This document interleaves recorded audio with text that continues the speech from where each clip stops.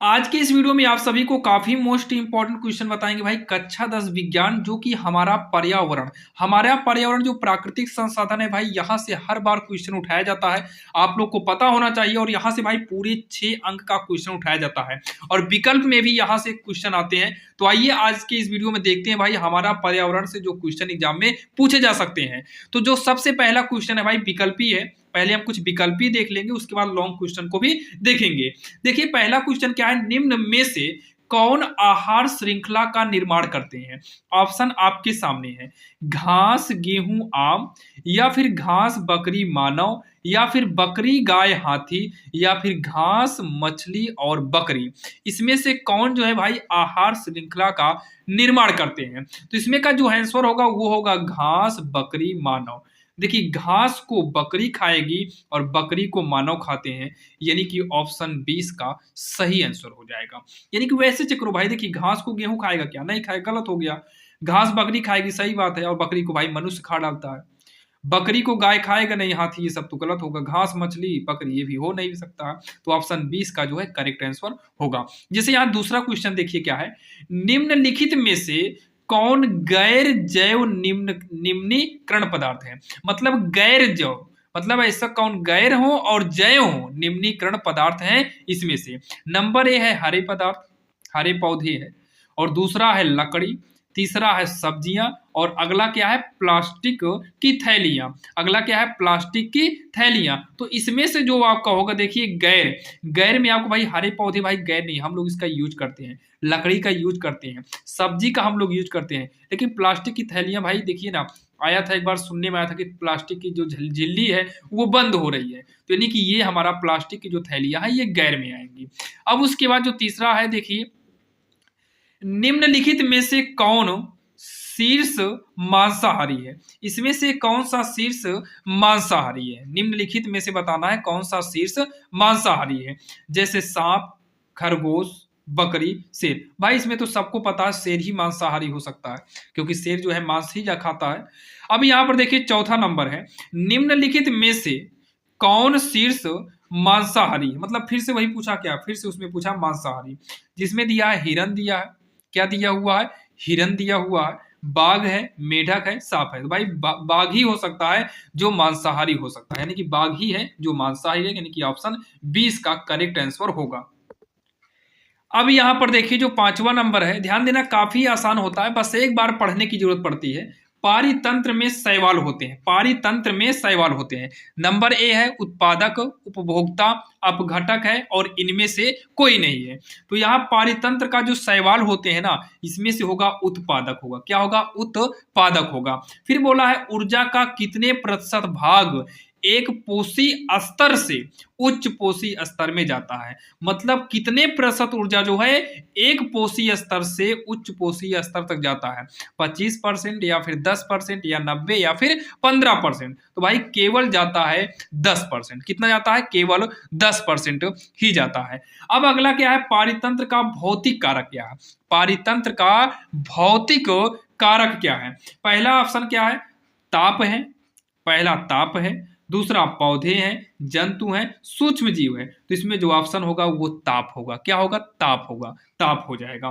फिर क्या है आठवें नंबर में, निम्न में से कौन एक पारितंत्र का जैविक घटक है। हरे पौधे, ताप, वायु, खनिज। पारितंत्र का क्या है भाई, जैविक घटक। तो भाई पारितंत्र का जैविक घटक जो है ये हरे पौधे हैं, यानी कि ऑप्शन ए वाला सही हो जाएगा। अब यहाँ पर जो है कुछ लघु उत्तरीय प्रश्न देख लेते हैं भाई, जो कि ये 4 या फिर 6 अंक में आते हैं। कंफर्म है कि यहाँ से आएगा, ज्यादा नहीं 2-3 क्वेश्चन ही देखेंगे। और ये जो लिखे हुए है ना काफी आसान भाषा में लिखे हैं भाई। प्रश्न 1 क्या है, पोषी स्तर क्या है, उदाहरण दीजिए तथा इनमें विभिन्न पोषी स्तर बताइए। तो इसके उत्तर में काफी आसान शब्दों में लिखना है, किसी आहार श्रृंखला के विभिन्न चरणों अथवा स्तरों को पोषी स्तर कहते हैं। आहार श्रृंखला का उदाहरण घास हो गया, हिरण हो गया, शेर। घास को हिरण खाएगा, हिरण को शेर खाएगा। अब उसके बाद लिखेंगे इस आहार श्रृंखला में विभिन्न प्रकार के पोषी स्तर पाए जाते हैं। उदाहरण बोला और पोषी स्तर बताइए, तो विभिन्न प्रकार के पोषी स्तर पाए जाएंगे। पहला नंबर, प्रथम पोषी स्तर घास है, यह उत्पादक है। फिर द्वितीय पोषी स्तर हिरण है, पहला घास है, दूसरा हिरण है, फिर तीसरा शेर है। वही यहाँ पर दर्शाया गया है। द्वितीय पोषी स्तर हिरण है या प्रथम उपभोक्ता है, इसे शाकाहारी कह सकते हैं क्योंकि भाई सबसे पहले यूज किया है, सबसे पहले ये घास को खाया है, तो ये प्रथम उपभोक्ता हुआ, यानी कि ये शाकाहारी है। तृतीय पोषी स्तर में शेर आता है या उच्च मांसाहारी होता है। ये उसके बाद भाई दूसरा क्वेश्चन काफी इंपॉर्टेंट है। ये कई प्रकार से क्वेश्चन उठाया जाता है, जैसे ओजोन परत पर संक्षिप्त टिप्पणी लिखिए, ओजोन परत हमारे लिए क्यों महत्वपूर्ण है, ये कई प्रकार से क्वेश्चन आता है। कुल मिला के ओजोन परत आएगा तो आपको यही वाला लिखना होगा। क्वेश्चन जो लिखे हैं काफी आसान शब्दों में लिखा गया है। ओजोन परत पृथ्वी का एक अदृश्य सुरक्षा कवच है। ओजोन परत अगर ना होता भाई तो सूर्य से निकलने वाली जो पराबैंगनी किरण है ना, उसके कारण हम लोग की स्किन, त्वचा और स्किन का जो है कैंसर हो जाता, मतलब हमारा और आपका जीवन संभव नहीं था। ओजोन परत पृथ्वी का एक अदृश्य सुरक्षा कवच है जो हमें सूर्य की हानिकारक पराबैंगनी किरणों से बचाता है। यह एक ऑक्सीजन का अपरूप है। इसका एक अणु ऑक्सीजन के 3 परमाणुओं से मिलकर बना होता है। इसका अणु सूत्र की बात करें तो ये O3 होता है, यानी कि ओजोन को हम O3 से प्रदर्शित कर सकते हैं। ओजोन परत के कारण ही पृथ्वी पर जीवन संभव है। अगर ओजोन परत ना होती तो पृथ्वी पर जीवन संभव नहीं होता। पराबैंगनी किरणों से त्वचा कैंसर, मोतियाबिंद और कमजोर प्रतिरक्षा जैसी बीमारी हो सकती थी। ओजोन परत हमें खतरनाक किरणों से बचाता है, इसलिए ओजोन परत हमारे लिए आवश्यक है। भाई कितना आसान शब्द में, इसको हम अपने से बनाए हुए हैं। किताब में आप देखेंगे भाई उसमें कुछ और कठिन वर्ड मिलेगा, लेकिन अपने से बनाए हुए है जो कि काफी आसान शब्दों में है, काफी आसान भाषा में है। अब यहां पर आप लोग देखिए प्रश्न नंबर 3 क्या है, अम्ल वर्षा उदाहरण देकर समझाइए। मतलब अम्ल वर्षा क्या है, तो अम्लीय वर्षा उस वर्षा को बोलते हैं या अम्ल वर्षा उस वर्षा को बोलते हैं जो फैक्ट्रियों और गाड़ियों के धुएं से निकलने वाला जो सल्फर डाइऑक्साइड और नाइट्रोजन ऑक्साइड निकलता है ना, वह बादल की नमी के पास जब नजदीक पहुंचता है तो सल्फ्यूरिक अम्ल और नाइट्रिक अम्ल में परिवर्तित हो जाता है, उसकी नमी से क्रिया करके।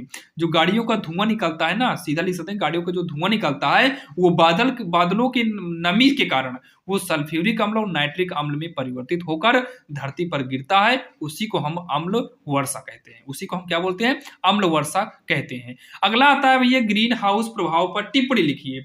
तो ग्रीन हाउस प्रभाव एक प्राकृतिक प्रक्रिया है। ग्रीन हाउस प्रभाव जो है एक प्राकृतिक प्रक्रिया है जिसके अंतर्गत वायुमंडल में विद्यमान ग्रीन हाउस गैसों द्वारा सूर्य से आए विकिरण को अवशोषित कर वातावरण के तापमान को अपेक्षाकृत गर्म कर बनाने में सहायता की जाती है। इससे फसल अच्छी होती है।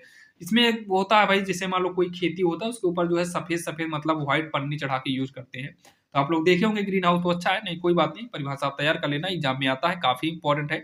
अगला क्वेश्चन क्या है, पांचवा जो है, अपशिष्ट उत्पाद क्या है। अपशिष्ट उत्पाद उसे कहते हैं जो हमारे प्रयोग में नहीं है। इसको भाई अपने शब्दों में लिखे हैं, अपशिष्ट उत्पाद क्या है, तो अपशिष्ट उत्पाद उसे कहते हैं जो हमारे प्रयोग में नहीं आता। जैसे आलू का छिलका हो गया, आलू का छिलका हमारे किसी काम का नहीं होता भाई, अपने शब्दों में बनाए हुए हैं ताकि आपको तैयार हो सके, अर्थात वह अपशिष्ट पदार्थ हुआ। ऐसे ही कई अपशिष्ट पदार्थ होते हैं जैसे हमारे प्रयोग में नहीं आते हैं, जैसे कई बोतलें होती हैं, टूटा हुआ कांच होता है भाई, कई चीजें होती है जो हमारे प्रयोग में नहीं आती हैं। अब यहां पर जो है प्रश्न नंबर 6 जो है, ज्यादा नहीं 7 क्वेश्चन पढ़ लीजिए बस, यही 7 क्वेश्चन से बाहर एक भी नहीं आएगा।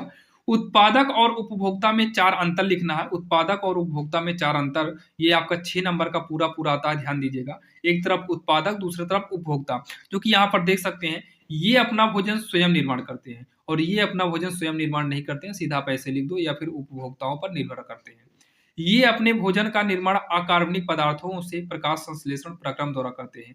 ये तैयार भोजन पर निर्भर होते हैं, ये अपना भोजन स्वयं नहीं बनाते। जैसे भाई शेर और आगे आएंगे इसमें, और मनुष्य इसमें आएंगे। खैर मनुष्य भी अपना भोजन बनाता है, खैर जैसे जानवर हो गए ये अपना भोजन भाई मान लो हेरते हैं घास होस से, लेकिन उपभोक्ता में शेर आ गया, जंतु आ गए, ये सब चीज भाई पहले से बना बनान भोजन यूज करते हैं। ये हमेशा प्रथम पोषक स्तर होते हैं, जो ये द्वितीय और उच्च स्तर पर होते हैं। इनमें सौर ऊर्जा ग्रहण करने की क्षमता पाई जाती है, इसमें सौर ऊर्जा ग्रहण करने की क्षमता नहीं पाई जाती है। जैसे इसमें भाई पौधे हो गए, शैवाल हो गए, इसमें जंतु में भाई मानव भी आ जाता है, ध्यान देना।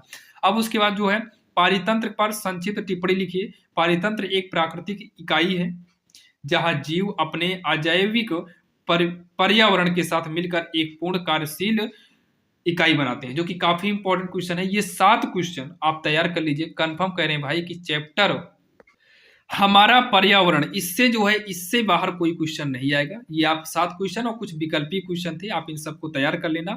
और भाई और भी इंपॉर्टेंट क्वेश्चन के लिए आप हमारे चैनल को सब्सक्राइब कर लीजिएगा, क्योंकि हम ऐसे ही आसान से आसान शब्दों में भाई साइंस के काफी क्वेश्चन लेकर आए हुए हैं, जो कि इसका प्लेलिस्ट बनाकर डिस्क्रिप्शन में उसका लिंक डाल देंगे। और भी ऐसे क्वेश्चन हम लाते रहेंगे। चैनल को अगर सब्सक्राइब कर लेते हैं तो भाई जब भी वीडियो अपलोड करेंगे वो लेटेस्ट आपको मिल जाएगा।